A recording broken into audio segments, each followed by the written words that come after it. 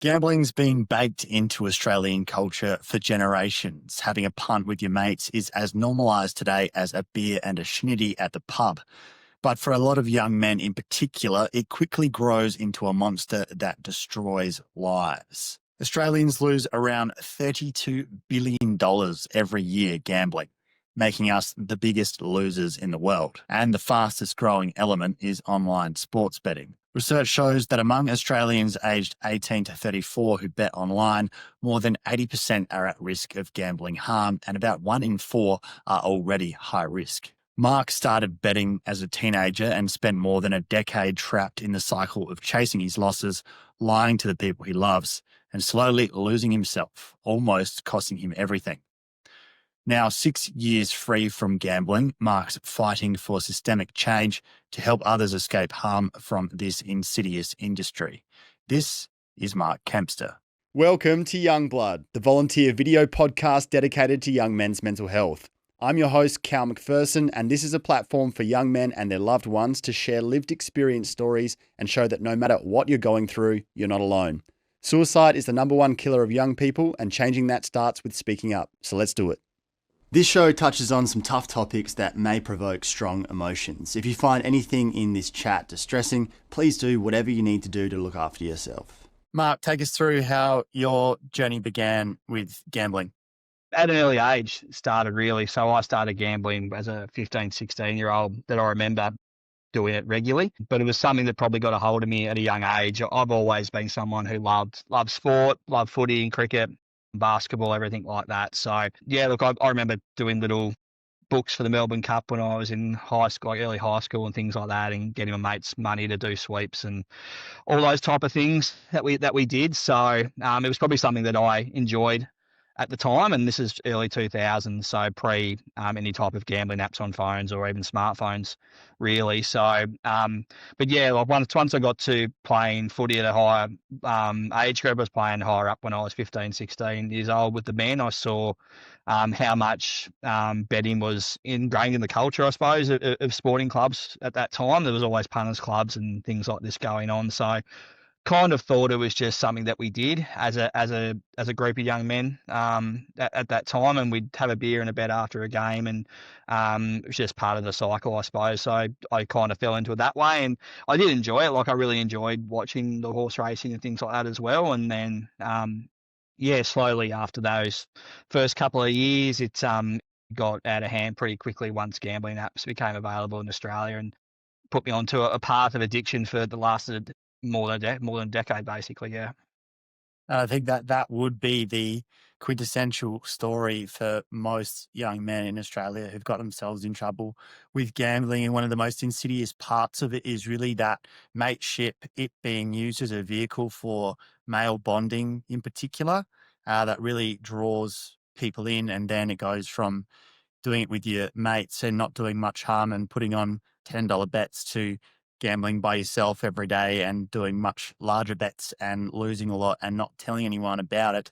But just tell me what you think about that whole mateship aspect and how the bookies have actually taken advantage of that and seen that that's a real in for young men and really played on it, bet with mates, the whole get around the boys type culture. Yeah. What's your take on that? Yeah, well, that's what I was going to say. Like the whole bet with mates idea that Sportsbet have brought in is something that's really insidious, to be honest. The way they want to market it as it's something that you need to do with your mates, and you're not going to enjoy your sport or whatever you're watching unless you're betting on it. It's a horrible place we've put ourselves in Australia to allow that type of advertising to be around, and we have a culture of betting in Australia as it is, let alone with that type of messaging going out to, especially to young, impressionable Australians whose brains are still developing at the time when they're seeing this messaging on TV, and they can't watch sport, they can't watch the block, they can't watch the news with their parents at night time because there's sports bet ads telling them that they need to bet on whatever they're looking forward to watching or playing that weekend.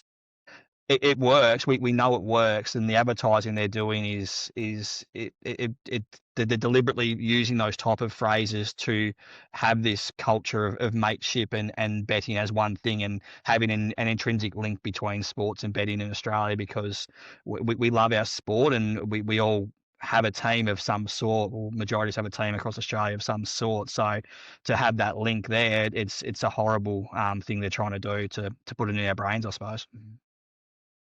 I believe Australia is the worst for gambling losses in the whole world, and that we are the most prolific in terms of outlay and how much we lose. What do you think it is about Australian culture, even going back before all the advertising, before this stuff really exploded, that makes gambling so popular here?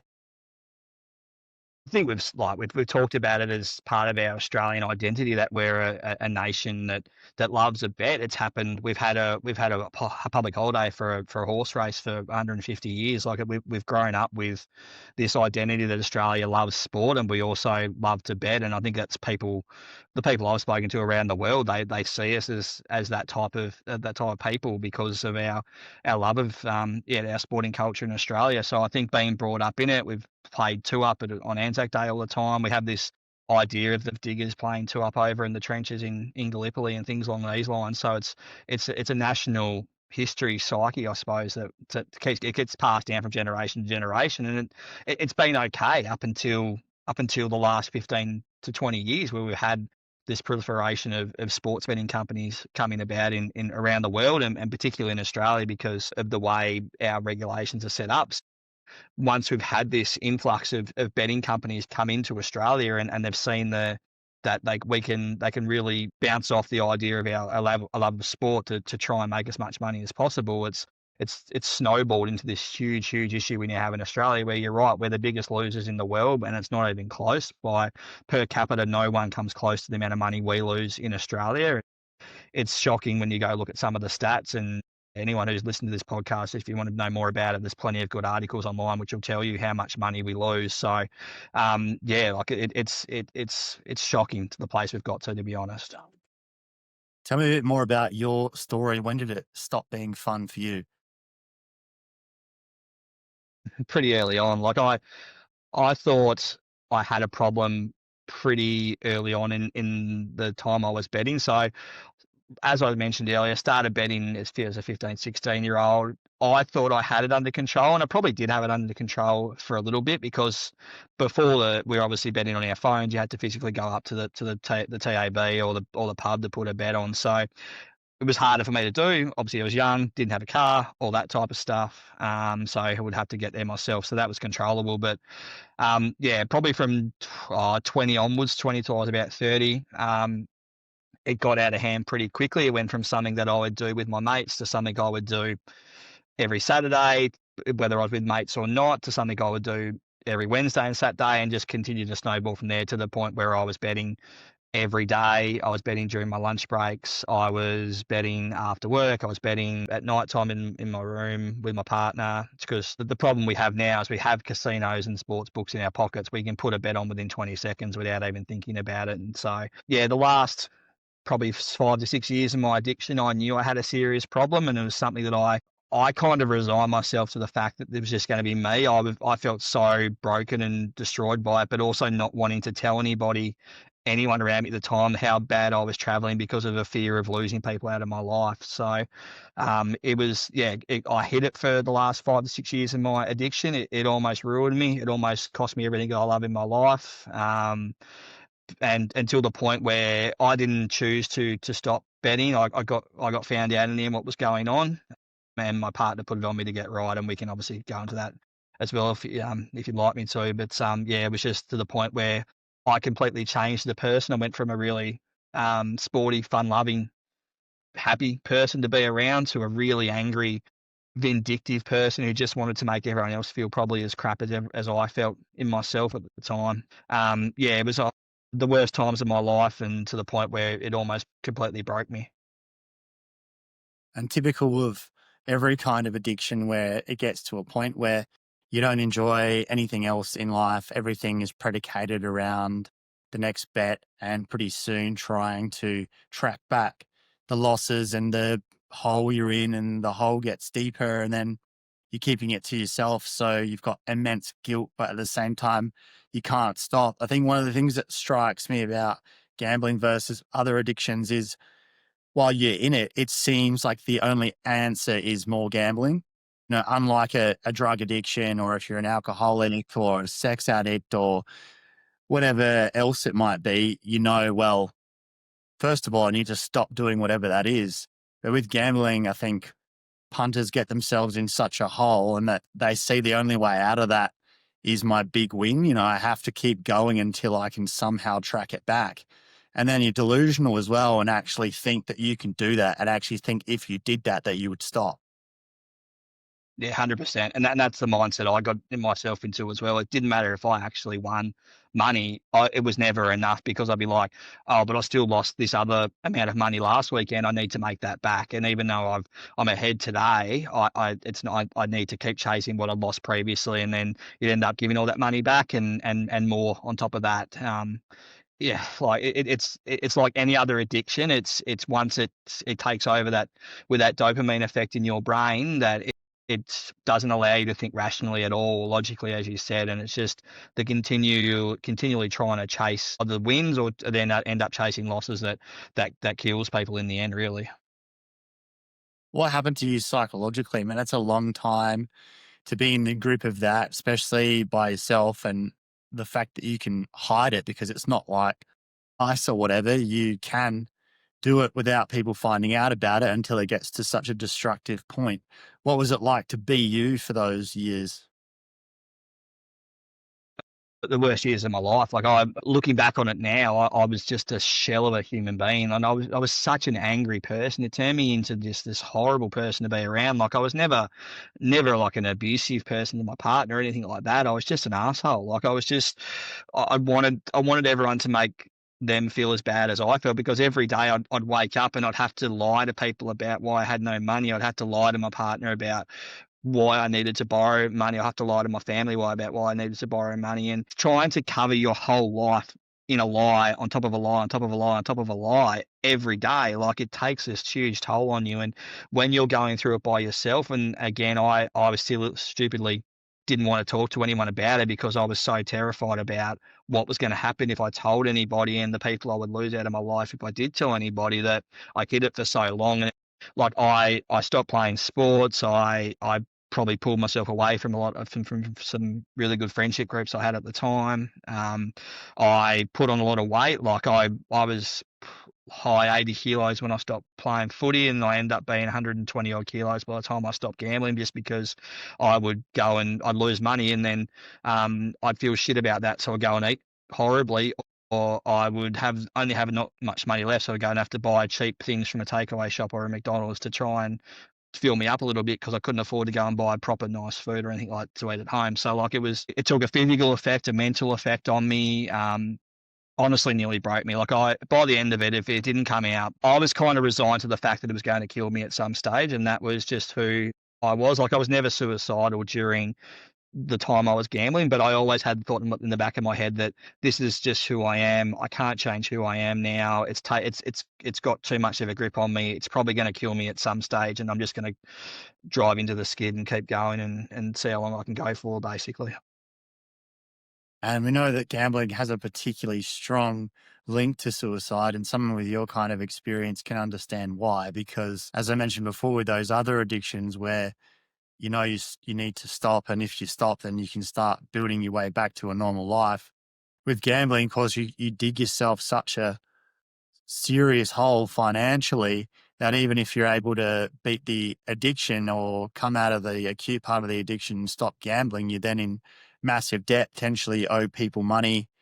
Some people get to themselves to a point where they feel like they're too far gone, and even if they stopped, they could never fix their life again. And so suicide becomes a logical way out when people are in that really distressed, delusional state. Yeah. So it is really tragic when you hear those stories, like in that Four Corners documentary that came out recently on gambling. There was that woman who shared the story of her brother.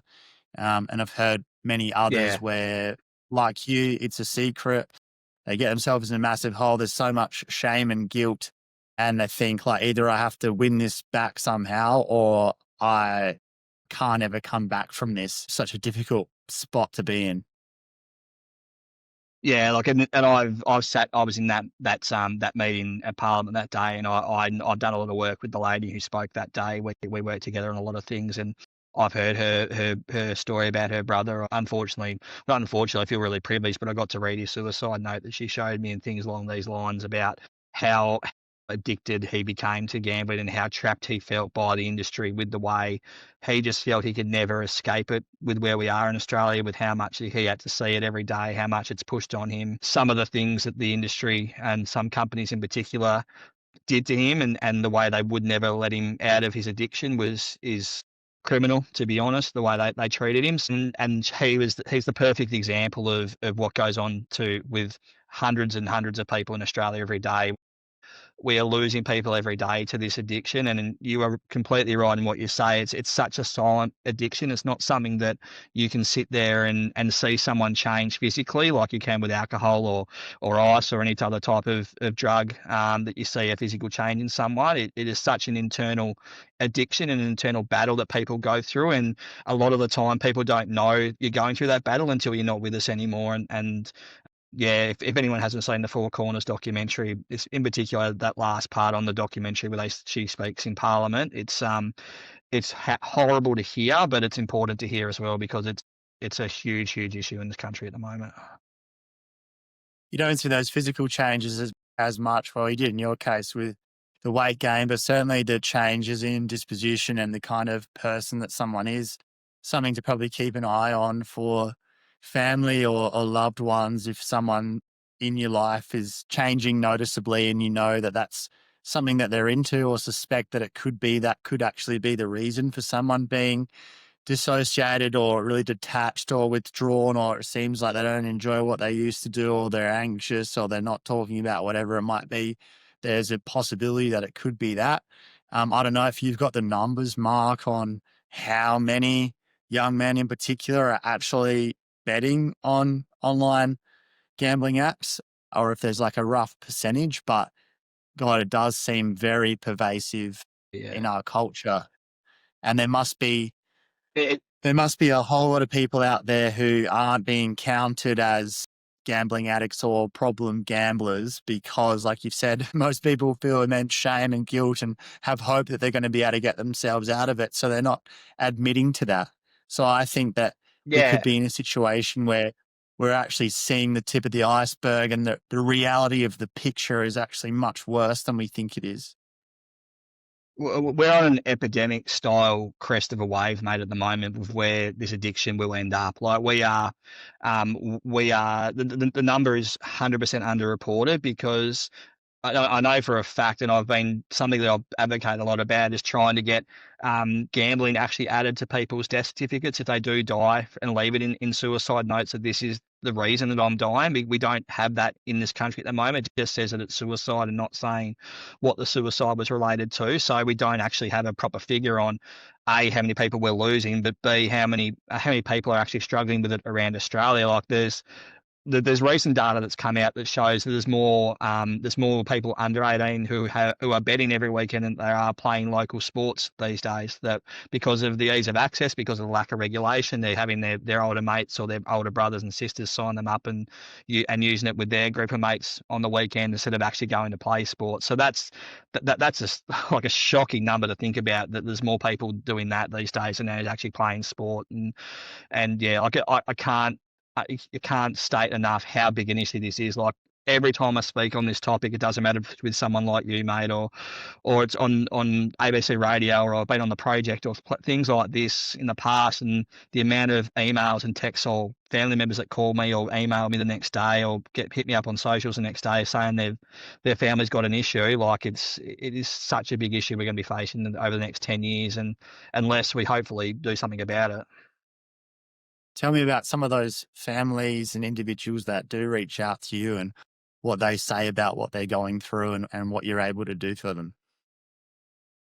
I think the main thing I take out of it is that how young they all are. Like I've got probably a network of uh 50 to 60 people at the moment that I help, who reach out to me on social media, and I try and regularly touch base with them where I can, and just offer my support. Because I think the thing that I really struggle with as well at the back end of my addiction and coming out of my addiction is that there was nothing outside of Gamblers Anonymous, and they are great. Don't get me wrong, they helped me a lot, but there's nothing really relatable for young people to lean on in this space, I find, and I really didn't really find anyone relatable enough when I was trying to get out of my addiction to speak to about my addiction. So I'm trying to offer myself as someone that they can talk to and someone that they can have some type of peer experience with, I suppose, that has been through what they've been through, but also come out the other side of it and get in like psychology sessions and things on these lines to understand the brain more and little things you can do to work through when you are feeling the urge to bet. And I think it's the same with any addiction. When you have that urge,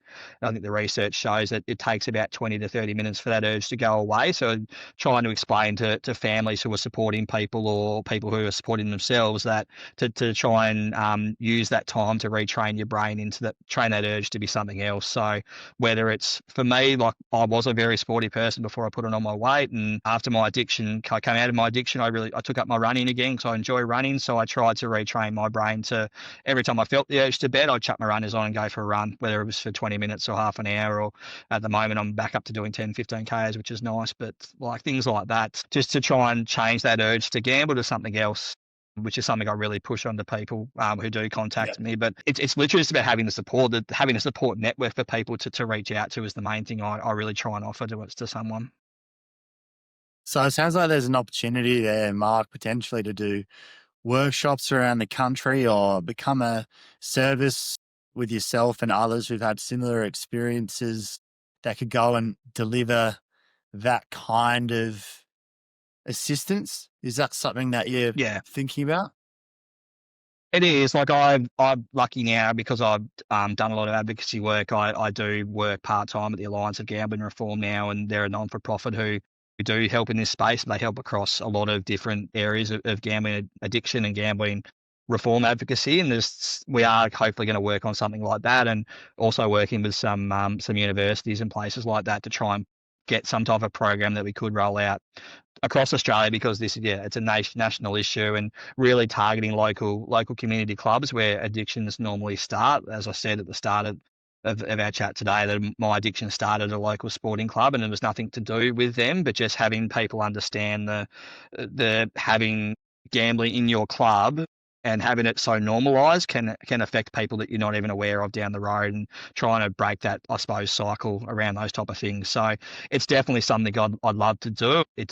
Fingers crossed we can hopefully put something in place over the next few years and help as many people as we really can.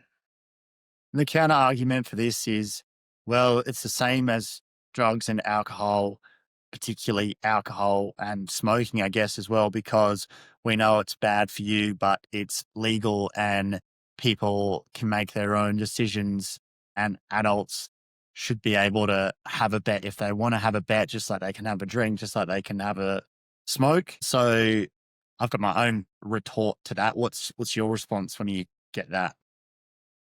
Probably the same as yours. I reckon it's that, like, I'm not a prohibitionist in any way. If you want to go have a bet, go and have a bet. I've got mates around me who still happily have a bet around me. I'm not someone who's sitting here today to tell you that we need to ban gambling everywhere in Australia. We just need to make it safer for people to actually enjoy it. A lot of people can enjoy gambling and can enjoy drinking and recreational drugs, possibly sometimes to a level where they can manage it. But we are going to get to a point, if we don't do something to just rein in some of the actual problems the industry has in terms of their advertising regulation, and also having better support mechanisms around to help people. If we put those couple of things in place, then that argument will probably go away, because you won't need people like me to tell governments and things on these lines about the issues, because we'll have a society where we can enjoy a punt and not have to worry about falling into an addiction. Yeah, and I think that's an important part of it, because if you're out here trying to be a prohibitionist and say we have to outlaw it and we have to make it so that people can't make their own decisions for themselves, I don't believe that's the way to go either, because then you're No, telling definitely not. adults what they should and shouldn't do, and it's not going to be effective. It's just like, if people want to have a drink, there's plenty of us out there who know we can't drink, because if we drink, we're not going to be able to stop drinking, and we've had our own experiences, and there's plenty of people who don't understand that, and we'll just say, well, why don't you just have one drink, and just don't get it, because for them, drinking's not an issue. or whether it's smoking or some other vice. Just like there's plenty of people out there who can have a bet and win and walk away, or they can bet once every few months on their team and that's all they'll do. And then there's other people who, if they have access to that, will bet every day, no matter what happens. And there's that spectrum, which I think we need to understand, which isn't that, oh, this is a bit of harmless fun for everyone, gamble responsibly. It's just a little bit of a flutter here and there. Absolutely, that is true still for most people.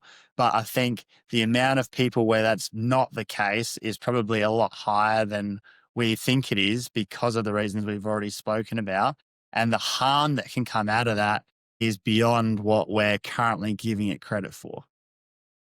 Yeah, 100%. Like, we should never get to a point where we just flat out ban things in Australia. And it doesn't matter if it's cigarettes or gambling or whatever it is. People need to be able to make their own choices, but we just have to make it safer. At the moment, it's not safe to regularly bet. If you like, you can fall into an addiction so quickly because of the lax amount of regulation we have in Australia. So there's some really easy things we can put in place to try and help people. And then, as I mentioned, we just don't we don't need to have people come out and say you shouldn't be doing this type of stuff, really, because it's not going to help in any way. So it's hard to make people understand that, though. And I still get people to this day, and my friends still going, I don't understand how you could just sit there and lose money. Like, it's a hard conversation to have, and people who, and especially people who enjoy having a bet and can control it or enjoy whatever you're doing, it is a hard conversation to try and have with people.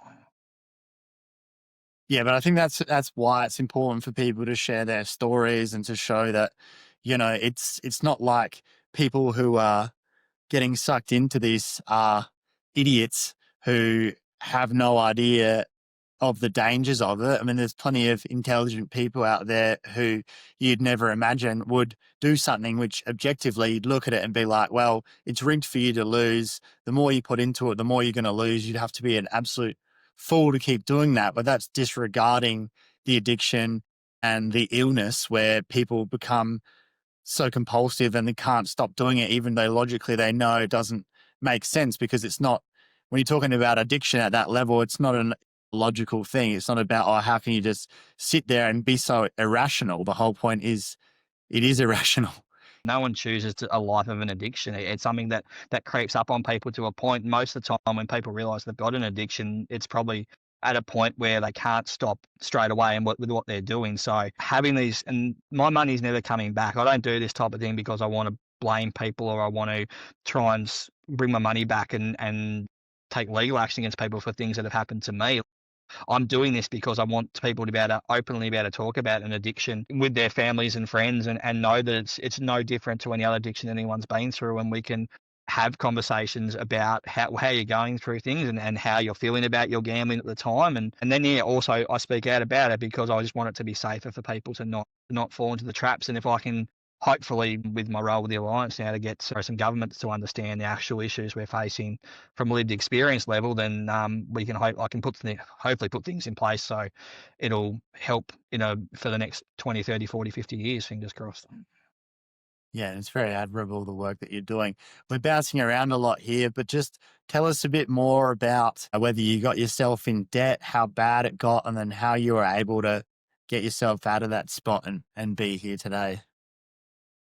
Yeah, I didn't get myself into debt that I struggled to get out of. I had some debts. I bet on my credit card. I had 2 credit cards.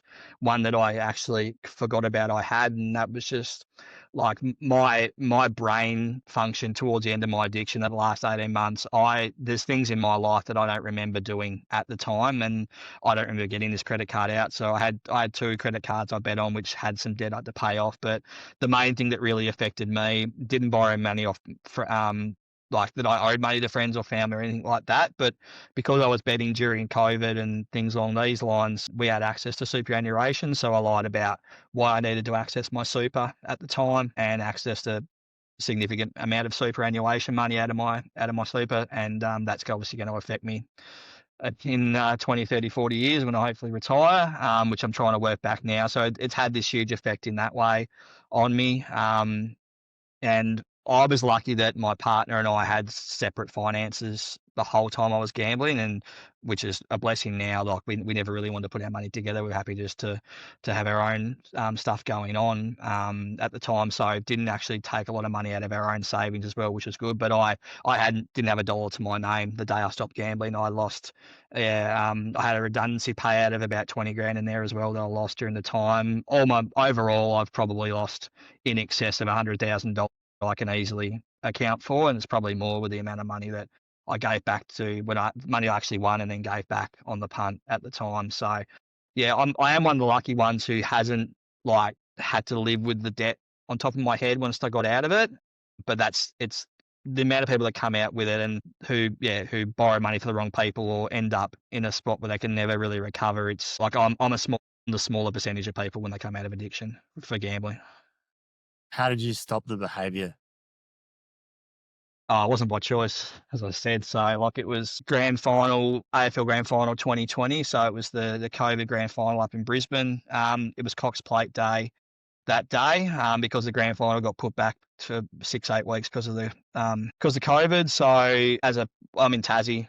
We didn't have as many laws around COVID really down here. We could still go to the pub with a smaller group of people and have parties with small groups of people at the time. So we'd organised a few of my mates to go to the pub and have a bet on Cox Plate Day. And like, this is all my Christmases coming at once, basically having Cox Plate Day and the Grand Final on the same day where and that's something I probably did as well. I used to hide my gambling in groups of people. So I would organise to go to the pub or hang out with friends who I knew would gamble as well. And then it wouldn't look like I was just doing it by myself. So these little things that my brain would tell me to do when I was gambling. So I'd organise to do that and then lost, probably nearly $10,000 that day, I reckon. Actually, probably not, probably about $5,000 that day I lost down at the pub, betting on the Cox Plate and all the other races around it. Was so angry with myself again, but decided to just drink myself stupid that night at my mate's place. Got to halfway through the grand final and I was passed out drunk. Got put in a taxi and sent home.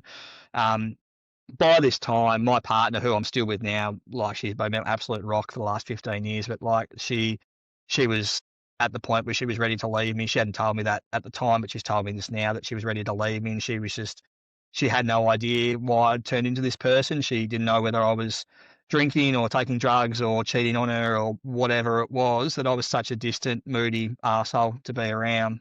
So she put me to bed and then decided to have a look at my phone, which she'd never done before.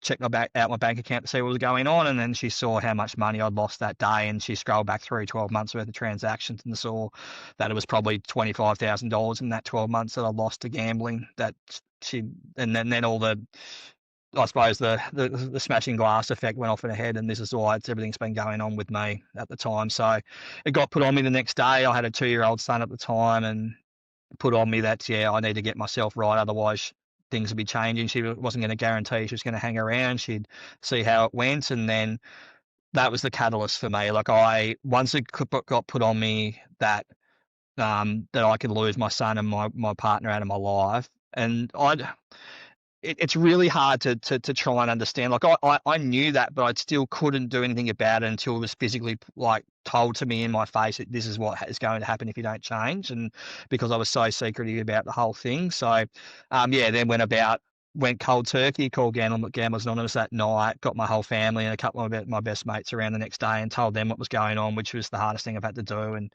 burst into tears and nose started bleeding and all this type of stuff because I was just so emotional about it all. And it was just this a decade long of anxiety and fear coming out of me at one time, to the point where it just all came out of me at once, and told everyone that day what was going on, and then called Gamblers Anonymous, got a mental health plan sorted out. And I am one of the absolute small minority who was able to go cold turkey, and I haven't had a bet since that day. So it's something I always stress to people that I'm helping as well, that if you have a relapse, that's normal. I'm not normal with the way I've recovered. Most people will relapse at some stage early on in their addictions, and it doesn't mean you're going to fall completely back to where you were. It just means you've got to take stock of where you are and put things back in place again, back to the start. So, I've luckily not had another bet in nearly 6 years. It'll be 6 years in a week it'll be since I've had a bet. So yeah, I've been really lucky to get through that with the help of my family and my partner and my son and all that type of stuff around me. And what's changed in those 6 years? Tell me about the positives that have come out of getting that out of your life. I am the most honest and open I think I would have ever been able to become. Like, I am such an open book now. I've done a lot of psychology sessions and yeah, just a lot of mindfulness work I've done now just to make sure that I don't let those things get to me anymore. And I'm such a better person now than I was even before I started gambling, because I want to be open and tell people how I'm feeling and make sure people around me are knowing how I'm feeling, and also getting other people around me to open up as well, and making my network of friends and network of family a really open circle of communication with everyone to understand how we're all feeling. Yeah, when I look back at the person I was even before I was gambling, even though I was a really happy person, I was probably still someone who had a lot of fear of losing people in my life, and the fear of if I was ever truthful about things to people, it would cost me relationships, and that's something that I don't even think about anymore. I'm to the point now where I'm happy to speak about anything I want to speak about to people, and haven't got that fear hanging over my head anymore of what people are going to think about me and whether I'm going to lose people out of my life. So just yeah, it's a bit hard for me to, like, I can't really explain it any more than that. Like, it's a hard thing to try and put into words sometimes, but I just feel like a completely different person now that I was when it all finished up and even beforehand.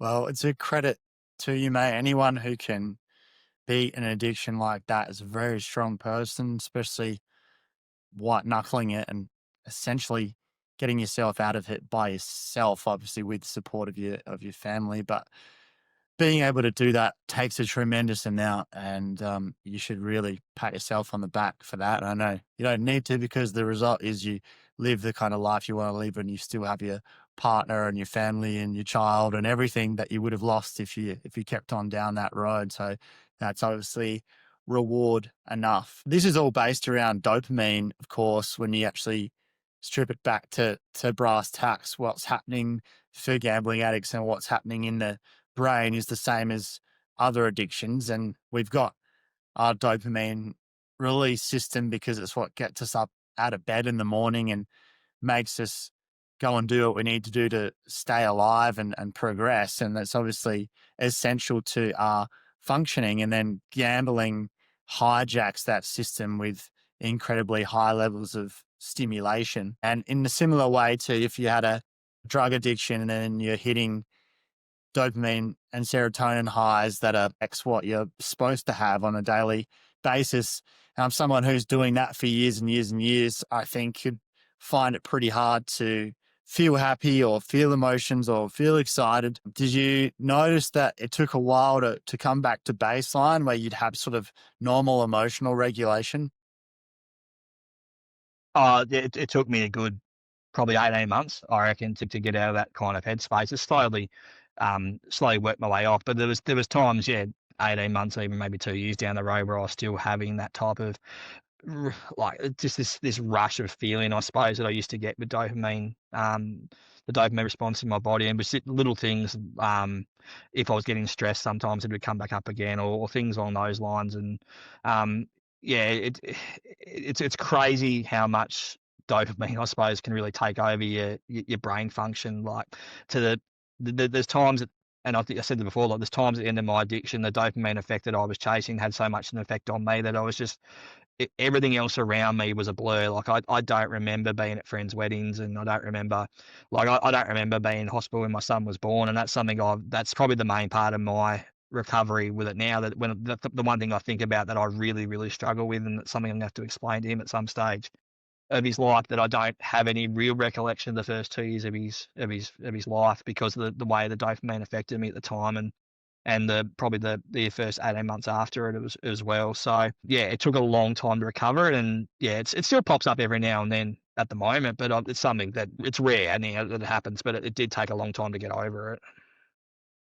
Yeah, and I think that's a great point. And you might agree that the worst part of it all isn't actually losing the money. It's the fact that it robs you of being able to be present in the moment and any moment of your life. And that's a really good reason to not get into doing it, that people probably don't value enough, is that like, if you're in the grip of that, there's always a race or a match going on somewhere in Australia or around the world.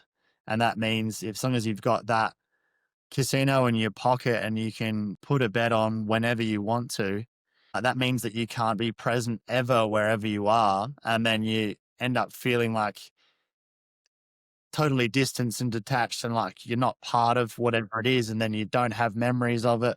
And that's actually, I imagine, the worst part of it is feeling like you weren't actually there. I've been told stories now about things that I did that I don't remember doing. So like betting at a friend's wedding and having bets at the table and blaming it on other people around me who I knew who were also going through horrible times in their lives and using that as an excuse, and like little things like that. I don't remember I remember my son being born on the night, but he was born early. He was 8 weeks early, so we were in NICU for a while. Really remember any of the time he was in NICU and trying to get better from because he was such an early baby, and like just parties and 30th that I was at, but I wasn't at mentally. Like I was there physically, and I look back at photos going, oh, what party was that? And they're like, oh, that was your 30th. I'm like, oh, was it? I was like, oh God, I don't remember because I was probably betting during the party on that day. Like it's the things that it robs you of so much of your life. Like I don't care about the money I lost. The money I lost is completely irrelevant to me now. It's never coming back. I get the only part I get upset about now is that it's taken 10 years of my life away from me in my in my 20s when I should have been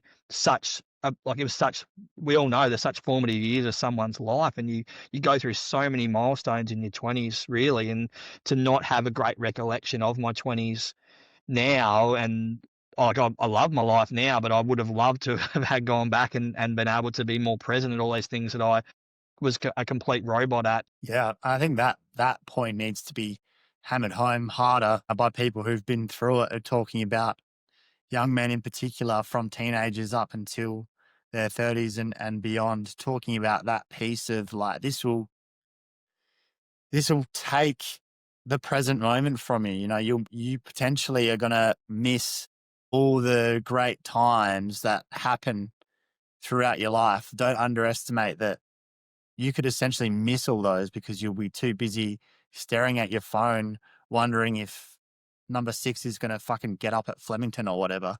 And people think that it won't happen, but for so many people, more than we know about, that is what happens. And I think that's a really strong selling point for reasons to not do this, more so than you might lose a bunch of money, is you might lose some of the best times of your life because you'll be overcome by this and you just won't even be able to be there. Like, I reckon if I heard that hearing that as a teenage boy or a man in the early 20s, like for me, that's sort of the strongest point. Yeah, and that's something that I really do try and hammer home in the times I do get to speak to groups of young people, that it's the real it's the life lost around it, not the actual money you're going to lose. And yes, I'd love my money back, and it would have been great not to lose the money, but it's everything else that it's taken away from me. It's the effect it's had on me physically.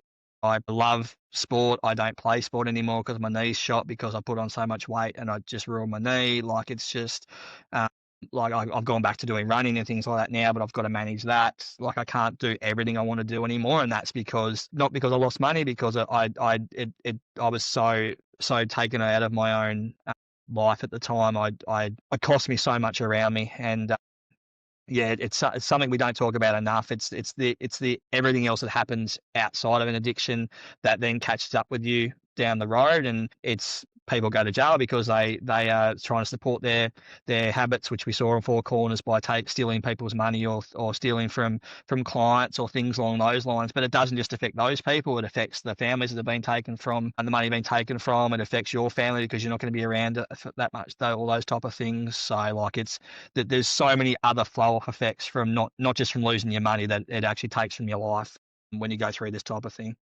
Even before that point, like fucks your sleep up because you're so anxious about whatever that you've got on overnight, or trying to win a certain amount of money back. And if you don't do that, what are you going to have to do instead? So your sleep gets fucked up. And then another thing that people probably don't think about is also sex drive and sexual performance.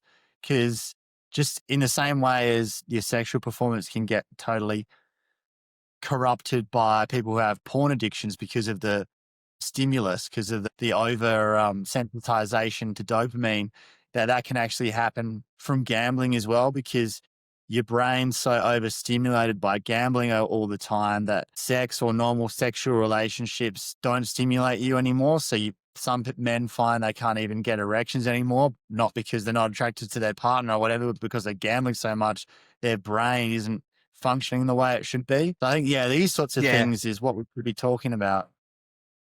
Yeah, like my sleep was horrible. Like I've probably never been a great sleeper, but my sleep turned horribly. Like if I got 3 or 4 hours a night, I'd be happy.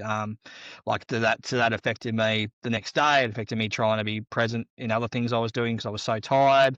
Like and in terms of like the sex side of things, you want to be present with what you're doing. You want to be in the moment. You want to be living in it with your partner or with whoever you're with at the time. So yeah, if you're constantly having other thoughts in your head, you're not going to be able to perform in that type of area either. So it's something that definitely to consider as well. And like when I was like in terms of the sleep stuff, I'd wake up and the first thing I'd do would be checking my phone and seeing what bets I'd won overnight. So like it's the effect that it has on you as soon as you get out of bed, that's the first thing you're looking at the next morning is how much money you've won or lost. That completely can either set you up for the day or completely ruin your day before it's even begun. So little things like that made a huge in it as well.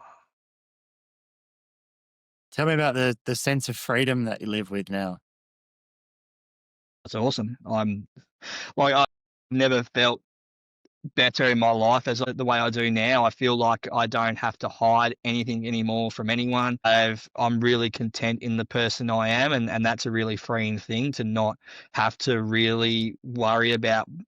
Like everyone has some worry about what people think of them, but I'm at a point where I don't. I know I'm doing a really good thing for people with what I'm doing, and that's such a freeing thing to know that my story and my experiences can help other people, and I know it helps other people. So it's such a freeing thing to be able to speak openly about something you've been through, and I can't recommend enough to people that like if you have someone in your life you feel comfortable to speak with, if you're going through something, speak to them, because it's so freeing to not have to have this thing set on your shoulders. Like I honestly feel like there's this, and people say there's weights off your shoulders. It legitimately feels like I have a weight off my shoulders in the last 5 to 6 years, and I stand taller, I walk stronger, I breathe better, I relax better.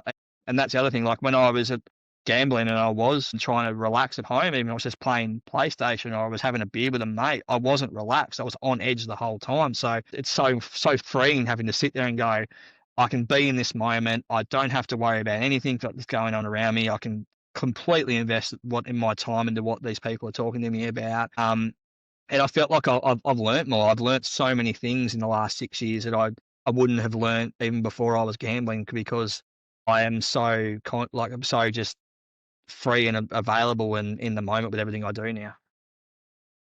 It's a beautiful thing and a much better dad. Yeah, and then that's huge for me. Like I think I'm a really good dad. I pride myself on being a good dad and being present for everything my son does in his life, and that there's no way in the world I would be I would have been a horrible dad, to be honest, if I kept going the way I was. And like he's 7 next week, so he's going really well. He's just started school, and I feel our connection is really, really awesome, and I take so much pride in that. Yeah, it's the best thing in my life, along with my partner as well. Yeah.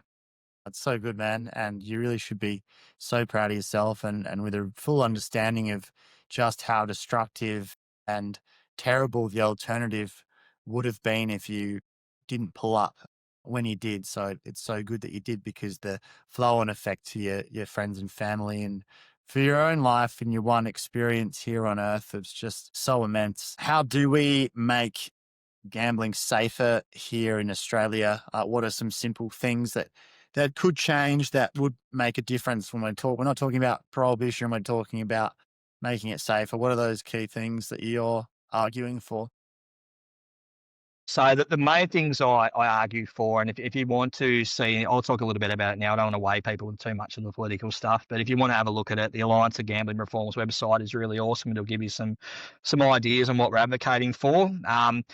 Over 2 years ago now, there was an inquiry done into the online gambling industry in Australia, and Peter Murphy, who was an amazing senator from Frankston in Victoria, she passed away just after she gave down her recommendations from this report, and she put so much work into it, and it had bipartisan support, which we never really see in Australian politics. All sides of politics at the time supported the measures she put in this report, and the main one was to ban gambling advertising across Australia. We don't need to be seeing gambling ads every time we watch the TV, every time we look on social media, every time we read the newspaper, every time you walk for a dog, you see a billboard for gambling. We're the only country in the world that does this. No one else in the world has gambling advertising the way we do. It's in our face. It's no different to, say, if we walk down the road, and which we used to see Benson and Hedges or Marlboro's or whatever it was, cigarette advertising everywhere. So gambling needs to be treated in the same light. It causes the same type of addiction. So that's one thing massively I'm advocating for. But gambling companies can still advertise on Sky Racing, on racing channels and things like that, but we don't need to be seeing it during the block. We don't need to be seeing it during sporting events that kids are watching, like the grand finals and things like this, where we have people, ex-footballers, popping their heads up and telling you what multis to put on. There is all that is there to do is to addict people to gambling, really. So we don't need any of that. So that's one thing I'm really advocating for, is to ban that. And probably the other thing I'll mention is the fact we don't have a proper regulator in Australia of the industry, which is shocking. Like the Four Corners report last week, which if you haven't seen it, go and have a look at it. It spoke about, we have 95% of our gambling companies in Australia are regulated out of the Northern Territory because of tax purposes. They've given them a really good tax break to go and base their businesses up there. So we have, at the moment, we're in a space where we basically have the Northern Territory regulating the whole industry. It's a multi-billion-dollar industry now, the gambling industry. So we have a regulatory body that has no full-time staff. They have people on the board who are invested in the gambling industry, whether that be they own horses or they have connections with people in the racing industry. So it doesn't work. And again, I won't go into it, but go and watch the documentary, because you'll see how much of a farce that is at the moment, and that gambling companies can basically operate without regulation at the moment, without fear of any type of action against them if they do the wrong thing. So we need the government to put in a national regulator that's independent and that we can actually oversee this industry the way it should be. What's your stance on pokies at pubs? I don't think anyone thinks they're a good thing. We have more pokies in Australia. Oh, sorry, New South Wales have 43% of all the pokies in the world are in New South Wales, and they're in pubs and clubs. Like we lose. I'm trying to think of there's so many stats I could tell you. I'm just trying to think of the best ones I can tell you. I think the best way to put it, and Tim Costello, who I do a lot of work with now, who's a national treasure, that man, he's advocated for this for years, and he explains it really well. Like around the world, pokie machines are a destination event. Like in America, you've got to go to Vegas, you've got to go to Atlantic City to gamble on pokie machines, and they are the most addictive things we have in gambling, basically. So you have to physically go to that place and do it. In Australia, like I'm in Tassie, I'm in Hobart, I can go 100 metres down the road to my left, I can go 500 metres down the road to my right, and both venues have pokie machines. Walk out your front door in New South Wales, and then the stats show there's a pokie venue within 1.5 kilometres of you somewhere that you could possibly walk to. We don't need them in society. Again, we don't need to ban them altogether, and this is not about getting rid of them altogether, but keep them in casinos where they should be, and people need to go there, enjoy it, but not have the access to it where you can literally walk out your front door and lose your life savings or lose your paycheck within 10 minutes of you thinking about what you're doing. It's just logical sense that's the way we should regulate it in this country. But unfortunately, the Labor Party in Australia, they have their own pokies venues, and they make a lot of money out of pokies, and that's probably not something that's quite readily known, and they're the only Democratic Party in the world that actually have interests in pokie machines where they make money out of it. So you can put two and two together while we haven't got anywhere the last 4 or 5 years or last decade with it. And the response to that, Mark, is, well, all those pubs will go under without the pokies. What's your response to that? Like it's the government have got us in this mess. They need to help those pubs and clubs get out of that mess as well. Like, I used to work in pubs and clubs, and I know how much they rely on it. But is it worth us ruining generations of Australians because we've put hospitality into a point where they need to rely on it? Like, the government have put us in this mess to have pokey machines everywhere. They need to be able to help pubs and clubs get out of this mess, and it'll be a very, very hard thing to get out of, but it's not worth us losing another generation of Australians to gambling addictions either, which, like, we need to help people, not pokies, barons, make money in the end. Like, it's a difficult question, mate. Yeah, I know I'd love to there's hear. no straight answer around it. Yeah. I know. Yeah, I know it's an incredibly complex thing to try and solve. Personally, I'd love to see them get banned at pubs, and then I'd like to see some sort of a phase out program where the government for a couple of years can help those pubs with payments to try to change their structures and make sure that they don't just go under immediately if they're too heavily reliant on the proceeds from those machines. But I'd love to see something like that because I agree, in the same vein as the online betting, people should still be able to go and do that if they want to, but they should have to plan to go to the casino and not just drive past 5 pubs that all are offering that on the way home from work.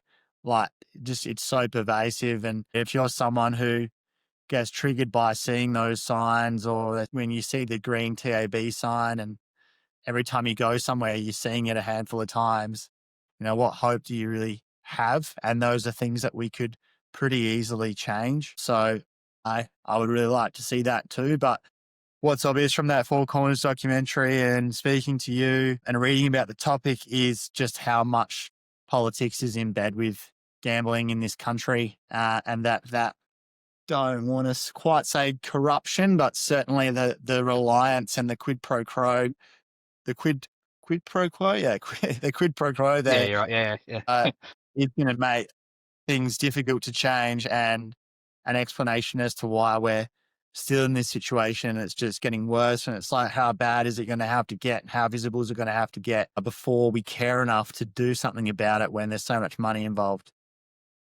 Yeah, you're 100% right, mate. And I'm happy to say there's a lot of corruption going on with it. To be honest, from what I've seen, like, there's corruptions in all different forms in the world, and there's definitely some type of, like, that's the ideology behind it is probably corrupt, really, in the end. But the one thing I'll say extra about the pokies is that there is cashless card systems that we know will work as well. So people who don't haven't heard about these type of things, or you do know about it but not sure about it, they're a system where you can actually pre-commit to how much money you're going to lose on the machine, and then once you lose that amount of money, it'll lock you out for a certain period of time that you actually put in yourself. So it'll stop people sitting there, and that the idea of a poker machine is to get people to sit there as long as possible and continually to feed money through a machine because of the way it's built. So if we can have cashless cards where people pre-commit to how much they're going to lose and then are blocked out for a period of time afterwards, it's going to take away the effects of the poker machine as well. So if the government aren't going to remove them from pubs and clubs, then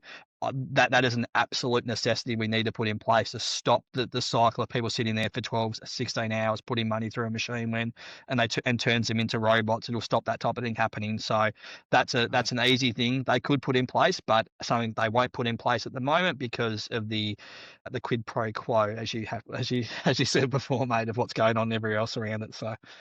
And similarly for the online sports betting, actually, I don't know how you do it effectively, but making those betting limits mandatory and then enforcing them in a way where, I don't know if it's based off of people's income and they need to disclose that before they sign up for an account, whether it is a connected system that knows about the other betting apps that you also have accounts with and takes that into account, so that people actually set limits based on how much money they can afford to gamble, and they can't just go from app to app to app to app, putting more and more money through. There must be a way of doing stuff like that as well. Because right now it's like, do you want to have a limit? No. Okay, cool. Exactly. Yeah. Yeah. I don't think it's ever going to get to the point where you force someone to have a limit. But you're right with the way people shop around. And that's what I used to do. Like I had accounts with 15 different bookies in Australia. And I could set a limit on one of them, but not set a limit on three of the other ones and lose the same amount of money. Like there is a national regulator would help with this. They could put things in place where they can make companies have a national register of, hey, this person is signed up and we know what his limit is. And I know for a fact there is ways that they can track that and feed that out to the industry in, if not real time, within a really short amount of time to put to the whole industry to know, okay, this person has bet this much amount of money across today. We're not going to let him put any bets on the app today, basically. So there is ways they can do that. Again, that they argue that it's not fair to the companies basically because they're going to lose, the little companies will lose out and the big companies will chew up all the money and because they have more advertising dollar. But again, if we got rid of the advertising, then that money could go into doing something like that. It's because like in terms of the advertising, like some of the big companies spend $200-300 million a year on gambling advertising in Australia. So imagine that money being put into gambling harm mechanisms to try and help people stop getting to where I did. Like it's the flow-on effects of not having the gambling advertising. People are still going to gamble. Like as I said at the start of this episode, we have a culture of gambling. No one's asking you to stop gambling. But I don't know anyone who goes and gambles just because they see the ad. But I know a million people, not millions, exaggeration. I know hundreds of people who go and gamble who are addicts because they see ads. Like the effect at that end of it would go away, but people would still gamble as well. It's not going to scare people completely away from gambling if you don't see the ads every day.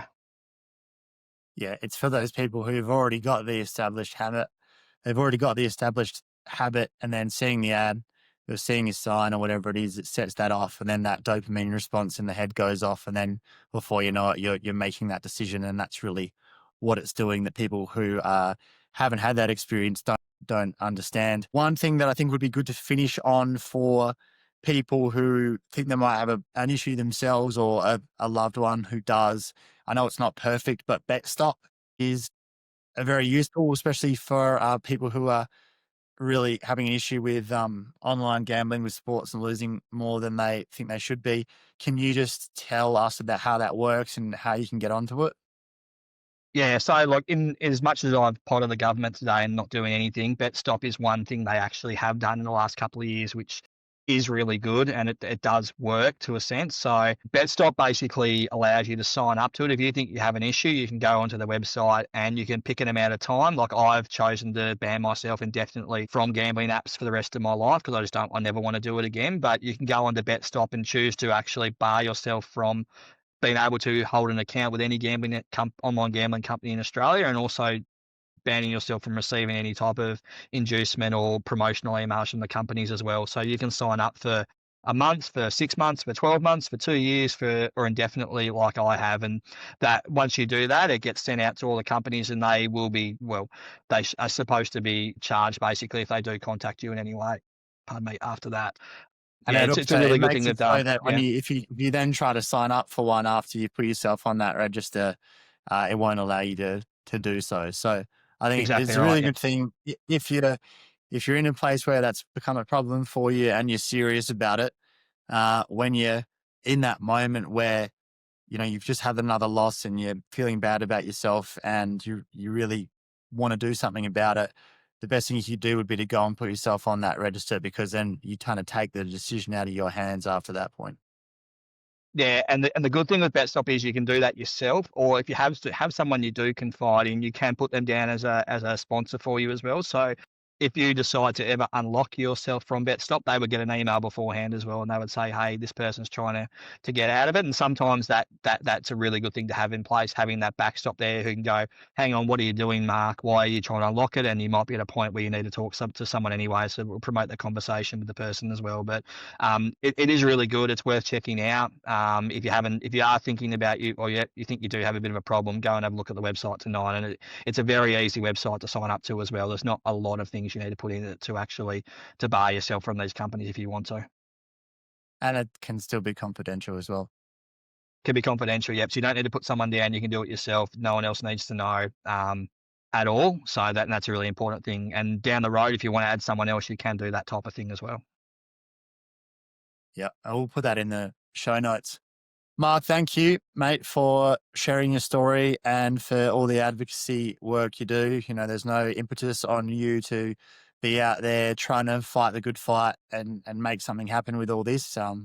If ever there was a David versus Goliath battle, it's definitely this one. So kudos to you for it meaning so much to you and for not giving up, trying to help people for something that's really important.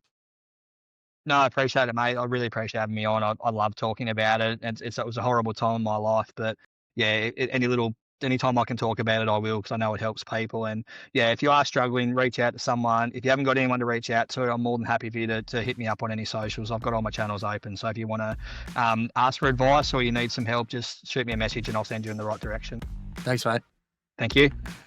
That's it for this episode. If you like what we're all about, support us by following Young Blood Men's Mental Health on Instagram and Young Blood Mental Health on TikTok. Every podcast episode is recorded in professional quality video and they're all up on our Young Blood Men's Mental Health YouTube channel. So please show some love and subscribe. You can find everything there is to know about the podcast at youngbloodmensmentalhealth.com. And most importantly, please share these stories with anyone in your life who needs to know they're not alone. We're all in this together. Catch you next time.